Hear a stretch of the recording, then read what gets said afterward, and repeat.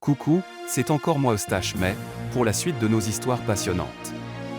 En espérant que vous êtes assis confortablement, prêtez vos oreilles car je commence.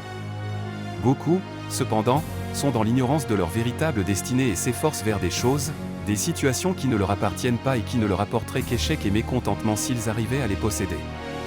Une jeune femme, par exemple, vint me voir pour me demander de prononcer la parole afin d'épouser un homme dont elle était très éprise. Elle le nomma Arb.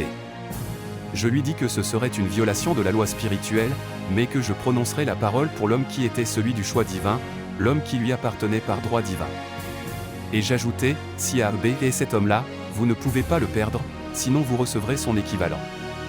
Elle rencontrait Arb constamment, mais il ne se déclarait pas. Un soir, elle vint me voir et me dit, « Savez-vous que depuis une semaine Arb ne me semble plus si remarquable ?»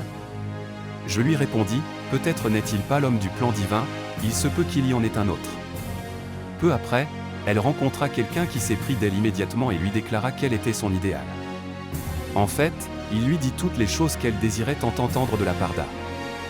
Et elle trouva cela tout à fait étonnant. Bientôt elle répondit à ses vœux et cessa complètement de s'intéresser à Arb. Ceci est un exemple de la loi de la substitution. Une idée juste fut substituée à une idée fausse, par conséquent, il n'en résulta ni perte, ni sacrifice. Jésus-Christ a dit, « Cherchez d'abord le royaume de Dieu et sa justice, tout le reste vous sera donné par surcroît. » Et il a affirmé aussi que le royaume est au-dedans de nous. Le royaume est le plan des idées justes, celui du modèle divin. Jésus-Christ a enseigné aussi que nos paroles jouent un rôle capital dans le jeu de la vie.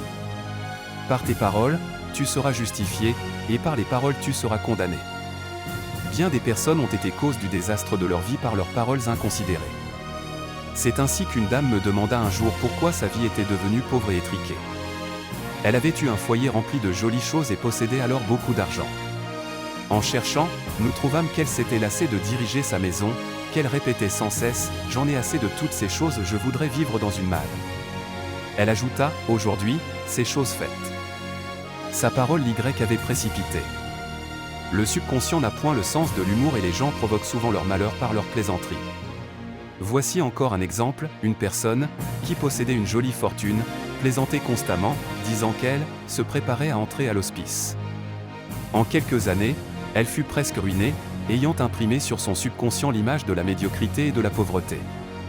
À bientôt.